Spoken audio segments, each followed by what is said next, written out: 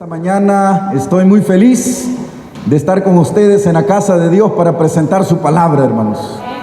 Gracias al Señor por el privilegio que me da de poder dirigirme a ustedes esta mañana y traerles el pan espiritual que Dios envía del cielo esta mañana a través de mis labios. Oscuridad en la casa de un extraño es el mensaje de esta mañana. Cierre sus ojos, vamos a orar para estudiar su palabra. Padre nuestro que estás en los cielos, muchas gracias te damos esta mañana por el lindo privilegio que nos das de presentar tu palabra. Que el poder solamente venga del cielo y que esta mañana solamente sea un portavoz en tus manos para presentar tu palabra. En el nombre de Jesús oramos. Amén. En las fecundas leyendas griegas de la guerra de Troya, aparece un personaje repugnante llamado Hefesto, cuya historia pinta como una de las figuras más repugnantes en las tragedias griegas. Este personaje llamado Hefesto, desde muy niño, fue objeto de ira y fue objeto de burla. Aunque hijo del dios Zeus y de la diosa Hera, este niño sufre toda clase de burlas y toda clase de iras, dicen las leyendas griegas. Hay dos versiones de la historia de este personaje llamado Hefesto. La primera versión de este personaje llamado Hefesto es que Zeus, avergonzado de haber visto cómo nació su hijo, entonces lo arroja desde el cielo, lo arroja desde el campo del Olimpo hacia la tierra, pero Hefesto cae sobre una isla rocosas en el mar Egeo, dice la historia. La segunda versión de la historia de Hefesto es que la historia me dice, es que Hera, avergonzado por lo deforme que era su hijo, trató de ahogarlo ahí en el mar Egeo, pero no logrando ahogarlo, este personaje llamado Hefesto sobrevive a la tragedia de su madre y entonces se convierte en el horrible y en el feo Hefesto que presentan las tragedias griegas de la guerra de Troya. Pero no solamente esto, sino que cuando Hefesto cae a la tierra, entonces Afrodita, dice la historia, la diosa del amor, se casa con Hefesto. Pero un tiempo después, la diosa del amor, esta diosa del amor, le es infiel a este hombre llamado Hefesto. Allí está el deforme Hefesto, allí está el repugnante Hefesto. Es una figura repugnante entre todos los héroes que surgen de la mitología griega. Pero aunque aparece allí repugnante y todo, y su cuerpo es deforme, este personaje llamado Hefesto tiene un encuentro con una mujer. Esta mujer es de índole redentora, trata de venir hacia él, trata de conquistarlo, se casa con él, lo induce a ocupar un puesto en el gobierno, un puesto importante, y entonces convierte de Hefesto lo que Hefesto nunca pensó que llegaría a ser en su vida.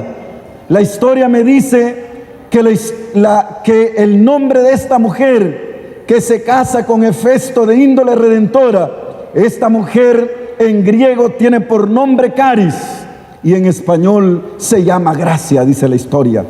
Sí, mis amados hermanos, la historia de Hefestos esta mañana bien puede ser tu historia, bien puede ser la mía. La historia de Hefesto esta mañana bien puede ser tu historia, bien puede ser mi historia. Lo horrible que nos ha convertido el pecado, lo horrible que nos convirtió por nuestros fracasos el pecado. La historia de Hefesto puede presentarnos hasta dónde puede llevarnos el pecado, hasta dónde puede inducirnos y de la forma como puede degradarnos también el pecado. Los fracasos de la vida de Hefesto bien pueden mostrarnos esta mañana la vida pecaminosa del ser humano. San Pablo, un tiempo después, tratando de encontrar una palabra que resuma cómo Dios salva al ser humano, tratando de encontrar una palabra que pueda ser el abstracto del mensaje central de todos sus 14 epístolas paulinas, San Pablo utiliza la palabra gracia para denotar la forma como Dios salva al ser humano, dice la palabra de Dios. Han pasado los siglos desde la primera narración que se hizo de la historia de Festo. Han pasado muchos siglos desde la primera narración que hiciera Homero e hiciera Esquilo de las historias o de las tragedias griegas. Allá en una pequeña ciudad del Mediterráneo, en un lugar llamado Sicilia de Tarso, nace un niño. A este niño sus padres le llaman Saulo. Saulo ha crecido o es un judío practicante. No solamente ha crecido en un mundo multicultural, sino que goza de todos los privilegios de un ciudadano romano, dice la historia.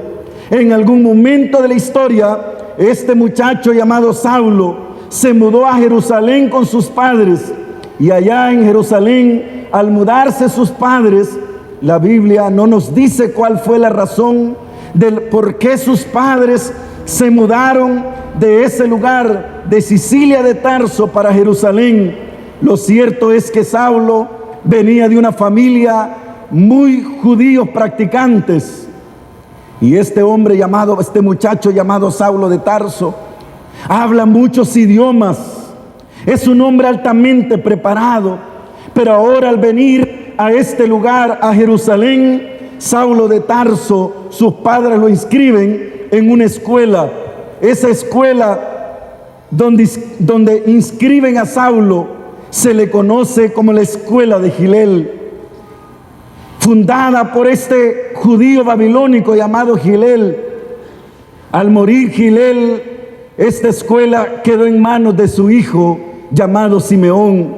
Pero al morir Simeón, esta escuela quedó en manos de un hombre, de un rabino llamado Gamaliel. Este rabino llamado Gamaliel se encontraba en su mejor apogeo en esta escuela de Gilel cuando Saulo fue inscrito en esa escuela para aprender. Simeón, el hijo de Gamaliel, que llevaba el mismo nombre de su abuelo, Simeón nos cuenta la historia que bajo el liderazgo de Gamaliel, del rabino Gamaliel, al frente de esa escuela, llegaban dos clases de estudiantes a ese lugar, a esa escuela, dice la historia. Y él nos cuenta que la primera clase de estudiantes que llegaba eran estudiantes que llegaban a aprender de la Torá, llegaban a aprender de la ley. Y la segunda clase de estudiantes que llegaba era la clase de estudiantes que llegaba a aprender sabiduría griega, dice la historia. En ese círculo, Saulo había escuchado las historias de los filósofos. Saulo había escuchado la historia de los poetas. Saulo había escuchado la sabiduría griega y había escuchado en el círculo de los que habían llegado a aprender sabiduría griega. Saulo había escuchado la palabra gracia también, la palabra caris, y por eso un tiempo después acuña ese término para hablar de la gracia de Dios en acción, en función en la vida del ser humano que está perdido y sumido en el pecado, mis amados hermanos. Saulo pertenece al Sanedrín, es un judío, no solamente un judío practicante, sino que Saulo es fariseo de fariseos. Ahora ha pedido cartas para ir a Damasco, y esas cartas que ha pedido para ir a Damasco, las ha pedido para llevar a la cárcel a aquellos que pertenecen a ese camino, como se le llamaba a los cristianos. Esas cartas que ha pedido son cartas para encarcelar a los cristianos, a los seguidores de Cristo. Esas cartas que Saulo ha pedido son cartas para ir en búsqueda de hasta el último cristiano, azotarlo, meterlo a la cárcel o llevarlo al martirio si fuese posible. Pero algo extraño ocurre en el camino a Damasco, dice la historia. Voy a invitarte a abrir el libro de Hechos. Voy a invitarte a abrir el libro de Hechos, el capítulo 9, del 1 al 7, donde encontramos la historia de este muchacho.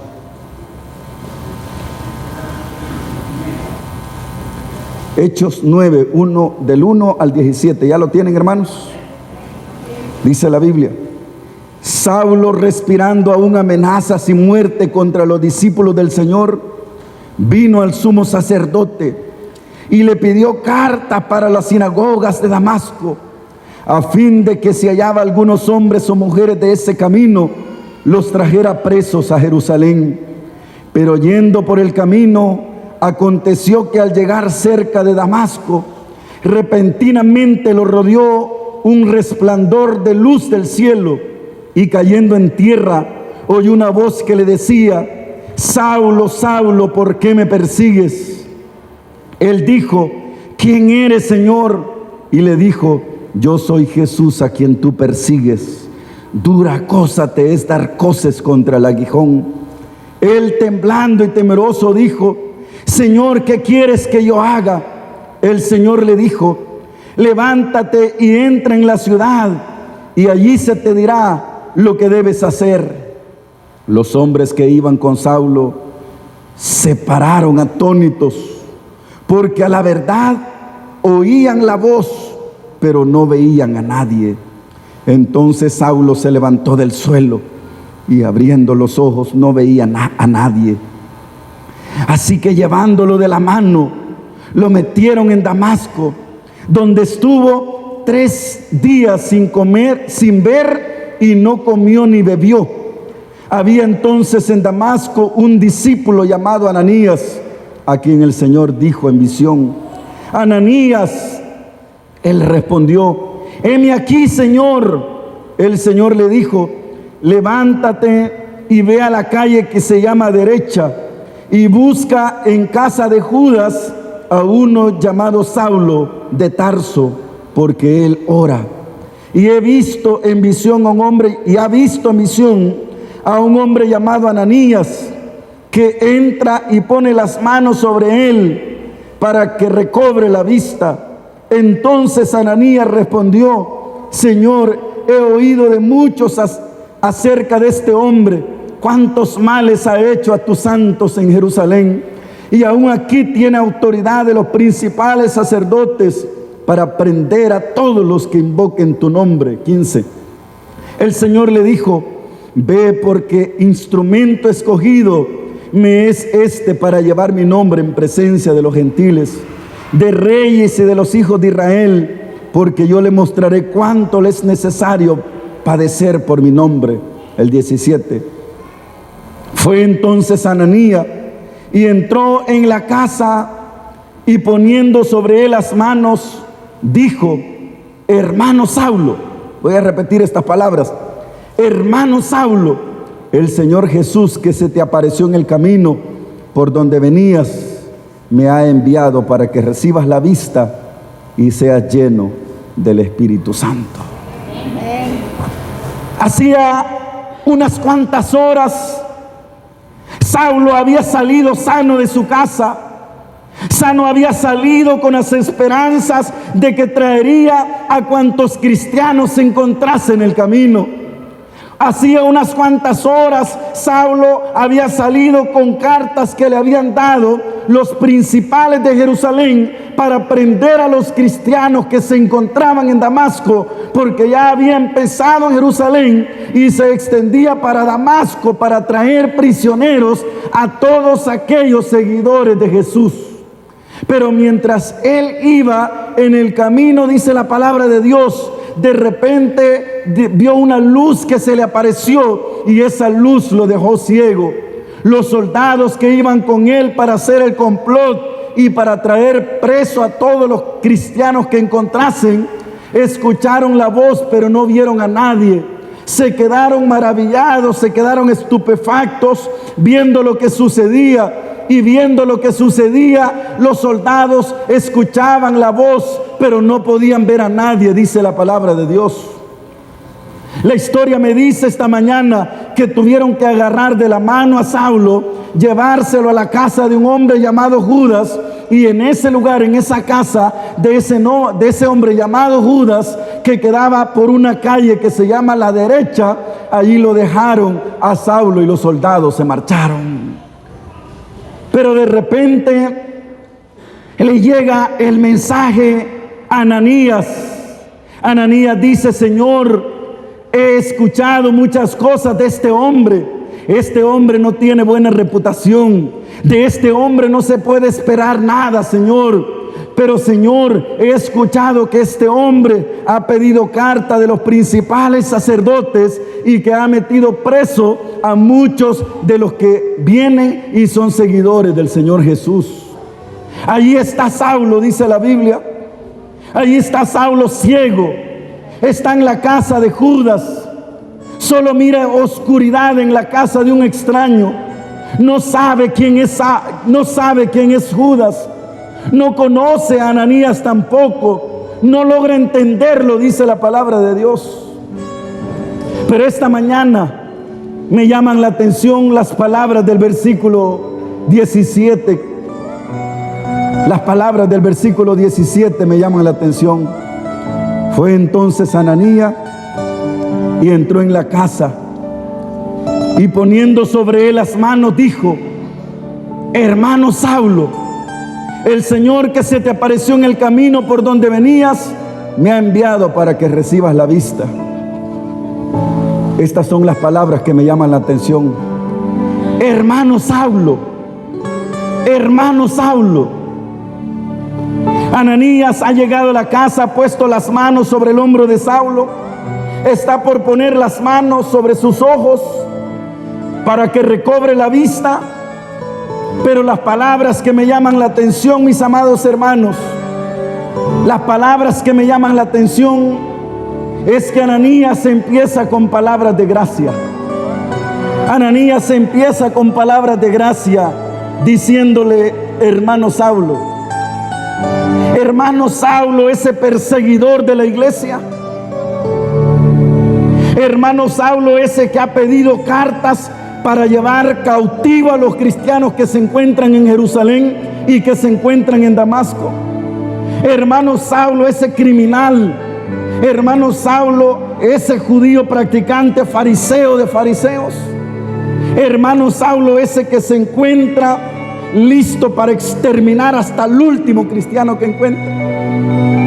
Las palabras con las cuales se dirige Ananías son sorprendentes y llenas de significado. Las palabras con las cuales se dirige Ananías es: hermano Saulo, hermano Saulo. ¿Sabes lo más interesante de todo? Es que Saulo no merece ser llamado hermano. Saulo no merece la gracia. Saulo no merece la gracia, no merece ser llamado hermano. No merece ser llamado hermano Saulo. No merece ser llamado hermano Saulo. No merece ser llamado Saulo. Hermano Saulo, el borracho convertido aquí esta mañana no merece la gracia. El maltratador aquí de su esposa no merece la gracia. El adúltero aquí no merece la gracia. Mario Cruz, el pastor de la iglesia, no merece la gracia. No merece ser llamado con el título de hermano. Es más, voy más allá esta mañana todavía. Es más, nadie de los que nos encontramos aquí esta mañana, nadie merece la gracia. Nadie. Pero las palabras con las cuales llega Ananías me impresionan. Hermano Saulo, hermano Saulo. Saulo no espera el abrazo de la gente a quien él ha tratado de hacer tanto daño. Saulo, el que ha perseguido a la iglesia, no sabe por qué ahora se le está tratando como hermano. Saulo no logra entender, no logra asimilar de que Ananías haya venido y se refiere a él con el título de hermano. Sí, mis amados hermanos, la gracia de Dios no nos paga como merecen nuestros hechos. Dios no nos trata como nosotros merecemos ser tratados, sino como necesitamos ser tratados. Esa es la gracia Esa es la gracia de Dios en acción. Pablo más tarde explica lo que es ser un enemigo jurado de Dios y no obstante recibir su gracia. En Timoteo, en la lectura bíblica, San Pablo dice: habiendo yo sido antes blasfemo, perseguidor, injuriador, pero fui recibido a misericordia porque lo hice por ignorancia e incredulidad. Y la gracia de nuestro Señor Jesús fue más abundante con la fe y el amor que es en Cristo Jesús. Palabra fiel y digna de ser recibida por todos, que Cristo Jesús vino al mundo para salvar a los pecadores, de los cuales yo soy el primero. Pero por esto fui recibido a misericordia, para que Jesucristo mostrara en mí primero toda su clemencia, para ejemplo de los que habrían de creer en Él para vida eterna. En Efesios, Pablo dice: a mí, que soy menos que el más pequeño de todos los santos, me fue dada esta gracia de anunciar entre los gentiles el evangelio de las insondables riquezas de Cristo. Sí, mis amados hermanos, la vida de Saulo es restaurada. La vista de Saulo es restaurada también. Se le da de comer y de sus ojos dice la Biblia que caen como escamas. Saulo se ha convertido en el hermano Saulo, pero todavía no es el apóstol Pablo, hermanos. No sé si ustedes sabían eso, hermanos. Ahí lo bautizan. Saulo se ha convertido en el hermano Saulo, pero todavía no es el apóstol Pablo. Ese viaje tiene muchos años por delante para que ocurra todavía. Durante 3 años Saulo vaga entre Damasco y el desierto de Arabia. Oiga lo que dice Gálatas: tampoco subí a Jerusalén para ver a los que eran apóstoles antes que yo, sino que fui a Arabia y volví de nuevo a Damasco. Después, pasado 3 años, subí a Jerusalén a ver a Pedro y permanecí con él 15 días, pero no vi a ningún otro apóstol sino a Jacobo, el hermano del Señor Jesús. Después de 3 años, el hermano Saulo realiza un viaje para Jerusalén para conocer a Pedro, para conocer a Santiago, el hermano de Jesús, y para conocer a los otros apóstoles. En Jerusalén, Saulo recibe un mandato de irse de ahí porque no recibirían su testimonio. Los hermanos tuvieron que bajarlo por una cesta del techo de la casa, lo llevaron a Cesarea y le meten en un barco que zarpa camino de Tarso de Cilicia, su ciudad natal.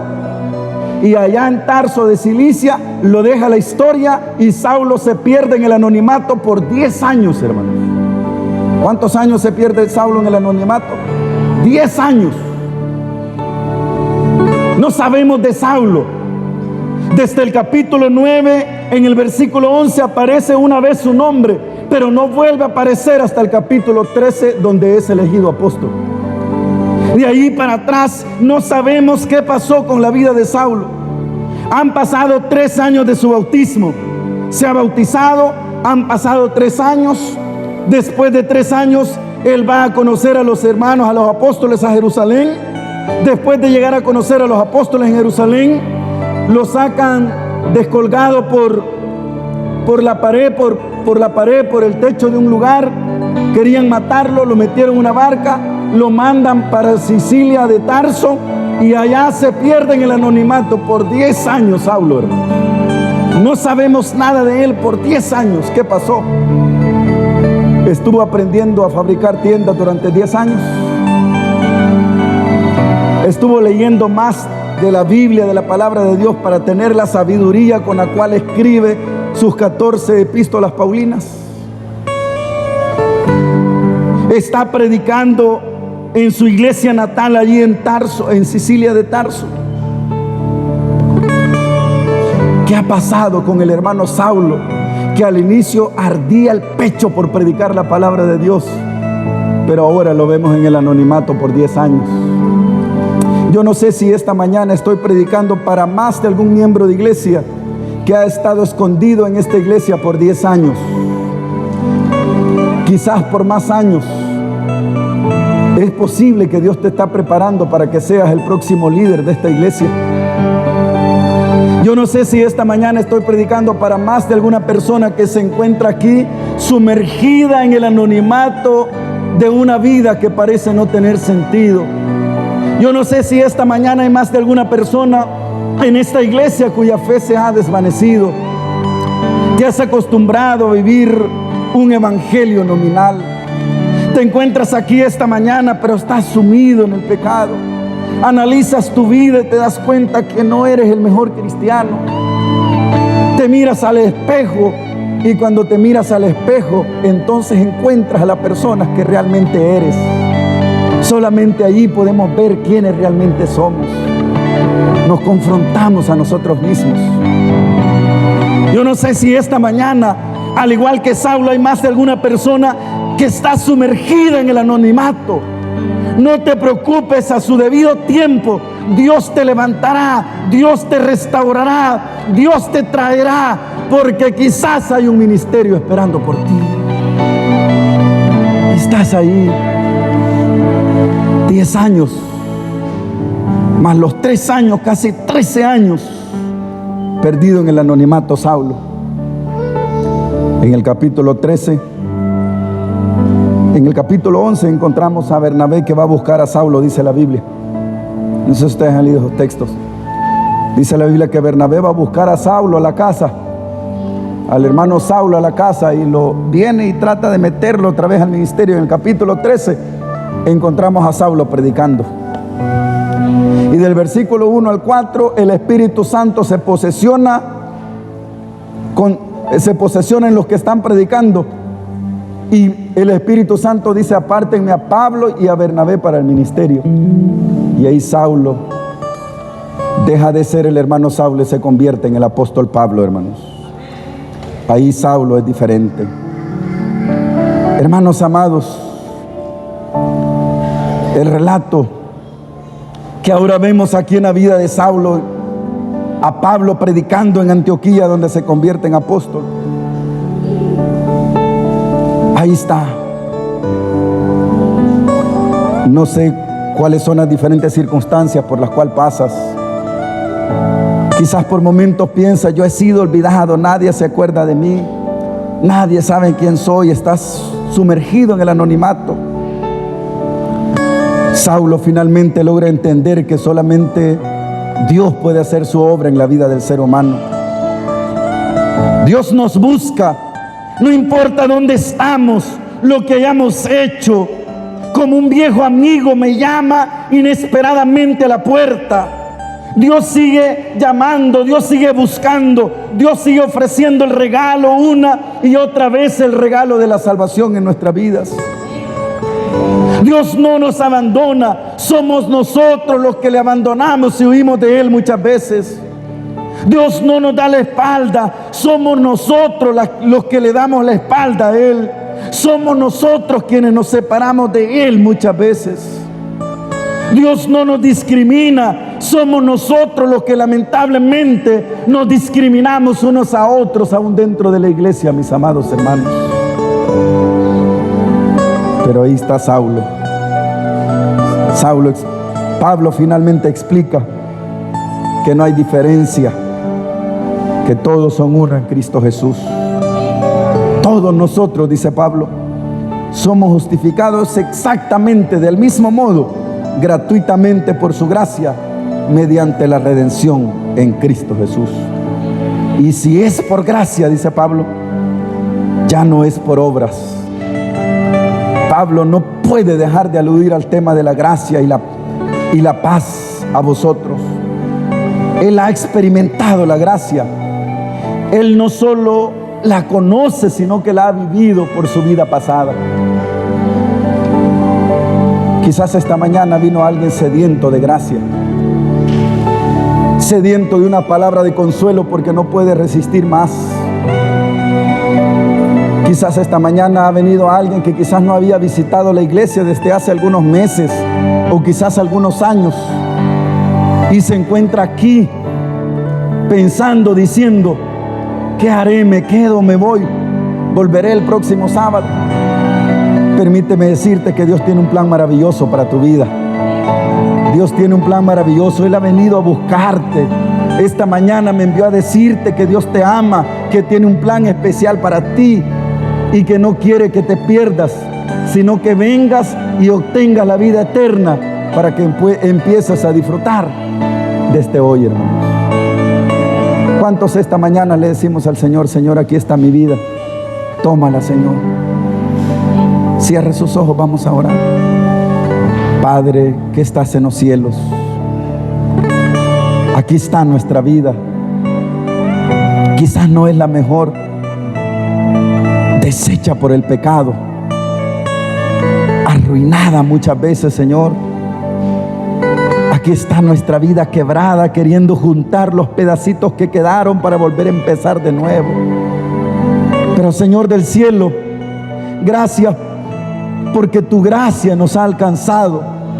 Aun cuando estábamos perdidos, sumergidos en el pecado, sin Dios y sin esperanza, tú viniste a nosotros y con cuerdas de amor nos trajiste, Señor, porque estamos aquí,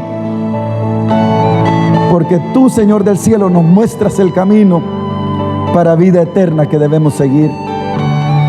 Quizás hay alguien esta mañana, Señor, que tenía tiempo de no visitar la iglesia, tenía tiempo de no venir, Señor. Su fe se había enfriado, quizás por el trabajo, por los ajetreos de la vida, por la enfermedad, por los problemas de salud. Oramos por esa persona, Señor, y lo ponemos en tus manos. Levántalo, restáuralo, Señor. Vuélvele a mostrar el camino, Señor. Si le mostraste la misión y el camino a Saulo después de 10 años, muéstranos el camino una vez más. En el nombre de Jesús oramos. Amén y amén.